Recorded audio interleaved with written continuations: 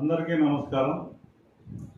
ఈరోజు వైసీపీ కార్యాలయంలో రఫీక్ అహ్మద్ అనే వైసీపీ లీడరు నీచంగా దిగజారి నా రాజకీయ ఎదుగుదల ఓర్వలేక నా పేరు మా సంస్థ పేరు వేరే పత్రిక ఏదో డిజిటల్ పత్రిక నాదని భావించి సంస్కారం లేని మాటలు మాట్లాడుతూ డిఎస్సీలో అక్రమాలు జరిగాయని ప్రభుత్వం ఎంత పారదర్శకంగా చేసినా కూడా ముఖ్యమంత్రి గారు లోకేష్ గారు ఎలక్షన్ హామీ ఏదైతే ఉండదో అవి నెరవేరుస్తూ ఉంటే ఎవరో క్యాండిడేట్ని తీసుకెళ్ళి అక్కడ భార్యకు జాబ్ రాలేదని చెప్పి కలెక్టరేట్ ముందు ధర్నా నిర్వహించి ప్రతి పత్రికలో న్యూస్ వచ్చేటట్టు చేసి జ్ఞానజ్యోతి అనే పత్రికకు నాకు రిలేషన్షిప్ ఉందని నా పత్రికని తప్పుడు కూతురు కూస్తున్నారు. దీన్ని నేను తీవ్రంగా ఖండిస్తున్నాను, తీవ్రంగా పరిగణిస్తున్నాను. ఇటువంటి నీచ రాజకీయాలు, నీచ సంస్కృతి మానుకోవాలి. మంచి వ్యక్తిగతంగా పేరుందని చెప్పి రాబోయే లోకల్ ఎలక్షన్లో నేనేమన్నా కాంపిటీటర్ అవుతాననే భయంతో నీచ దిక్కుమాలిన రాజకీయాలు చేస్తున్నారు.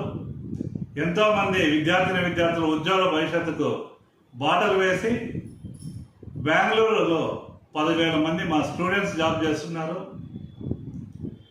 నువ్వు రఫీక్ అహ్మద్ బాగా గుర్తు తెచ్చుకో. నువ్వే సీట్ల గురించి నా దగ్గరికి చాలాసార్లు వచ్చావు. నీకు అహంభావం ముదిరి ఏదో డిజిటల్ పత్రిక నా పేరు అంటగట్టి నాకుండే సీఎం గారితో కానీ ఎంహెచ్ఆర్డీ మినిస్టర్తో కానీ సత్సంబంధాలను చెడగొట్టే లేవు. నువ్వు పార్టీ పుట్టినప్పటి నుండి నేను పార్టీతో ఉన్నాను, పార్టీ కోసమే ఉన్నాను. పార్టీ కాలు ఏది ఇచ్చినా నేను కష్టపడి పనిచేస్తాను. అంతేగాని సంస్థలకు వ్యక్తిగతంగా తప్పుడు ఆరోపణలు చేస్తే లీగల్గా చర్యలు తీసుకుంటాను. త్వరలోనే డిఫర్మేషన్ నోటీస్ కూడా మీరు అందుకుంటారు. దయచేసి మీ బ్లాక్ మెయిలింగ్ రాజకీయాలు కానీ, నీచ రాజకీయాలు కానీ, దిగజాడు రాజకీయాలు కానీ మీరు మానుకోవాలని మీడియా ద్వారా విజ్ఞప్తి చేస్తున్నాను. అలాగే నాకు మంచి చెడ్డలు తెలుసు. ఏదో పత్రిక ఏదో లింక్ చేస్తే నేనేం భయపడే రకం కాదు. నిజానిజాయాలన్నీ కూడా తెలుస్తాయి. పైన భగవంతుడు ఉన్నాడు. ఏదైతే నీ తప్పుడు కూతురు మాట్లాడావో పైన భగవంతుడే నిన్ను శిక్షిస్తాడు.